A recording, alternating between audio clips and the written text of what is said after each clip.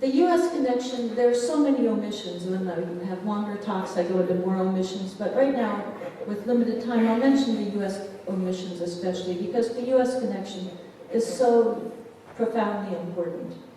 Sadly, there is oppression and violence in many places around the world. Most of us, some people try to keep up with that. We should. It's very difficult to do it with our busy lives. But if we have a personal connection as a nation, then I think it's essential that we know about that for two reasons.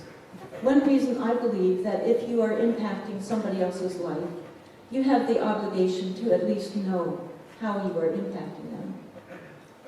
If that doesn't matter, then you do have the self-interest reason to know about it. Because if you are impacting somebody else's life negatively, there's a high probability that at some point they will impact your life negatively as well. Well, we have such a close connection to Israel and to this conflict, but most of us don't know it, and most of the public, I expect most of you do, that we decided, I forgot to update this slide, it's actually over $8 million per day that we give to Israel, far more than we give to any other country on the earth, more than we give to all the starving countries of Africa put together. The reason most people don't know that is because the media don't tell us.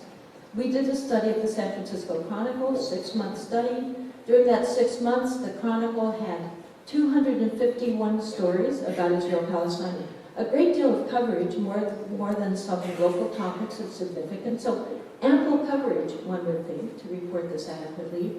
And yet, out of 251 stories, telling the readers that we have a close connection to it, that we are funding what's going on, they only mentioned U.S. tax money 3 times, usually in the last paragraph, and never once did they tell us the total amount of our tax money that went to Israel.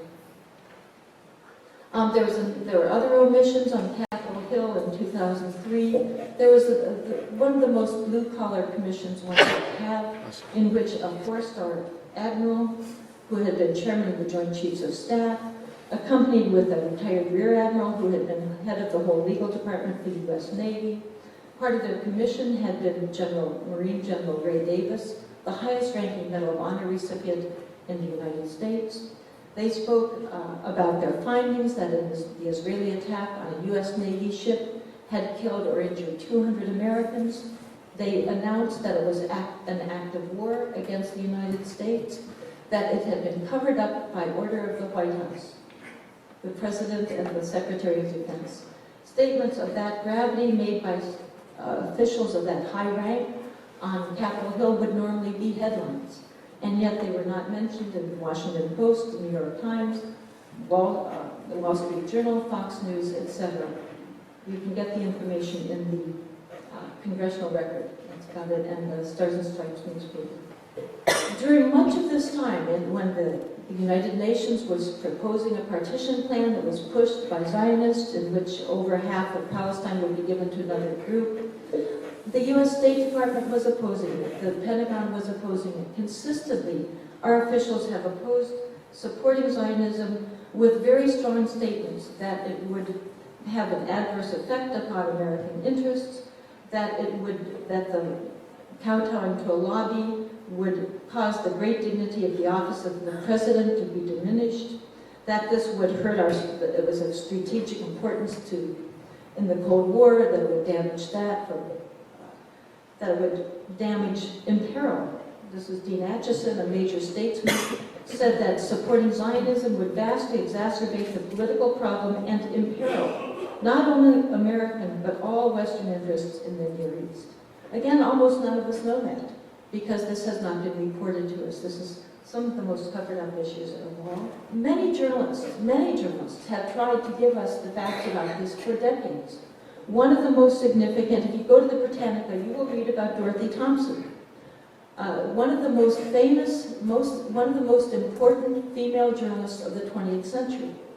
And yet I, as a female journalist, had never even heard about her. She was, though, if you look into her, she was enormously famous. She had a newspaper column in hundreds of newspapers around the country.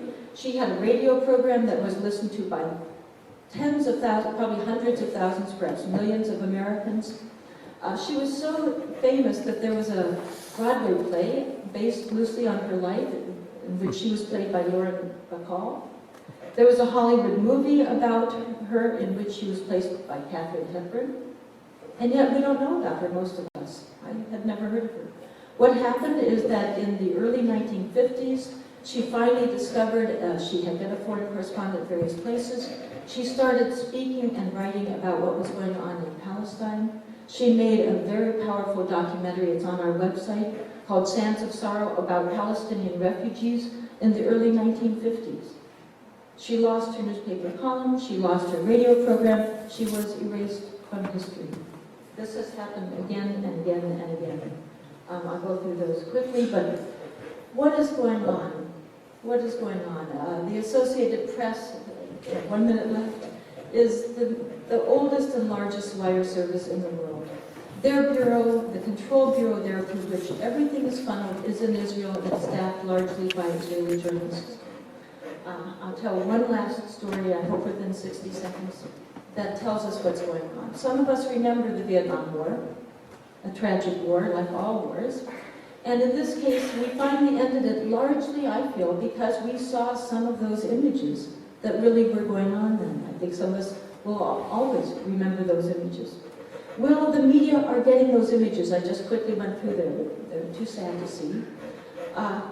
They're getting them. One time I was in the bureau of the Associated Press in Ramallah, where they phoned in their news to the control bureau in Israel, and they said that a 12-year-old boy had just been killed, shot in the throat.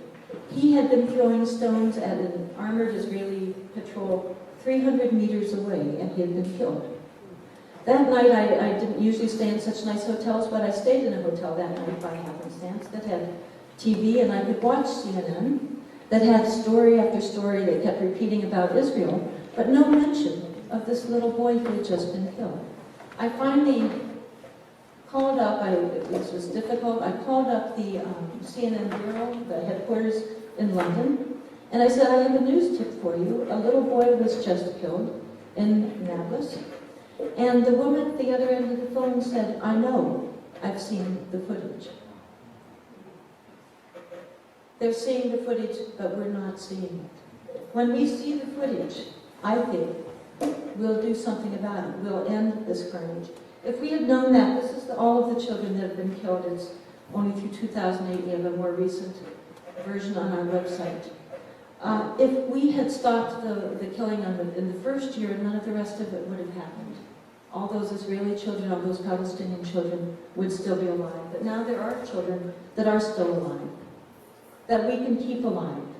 If we stop this, if we change what's going on, for their sake and for our sake, we desperately need to do that. Thank you so much for having us.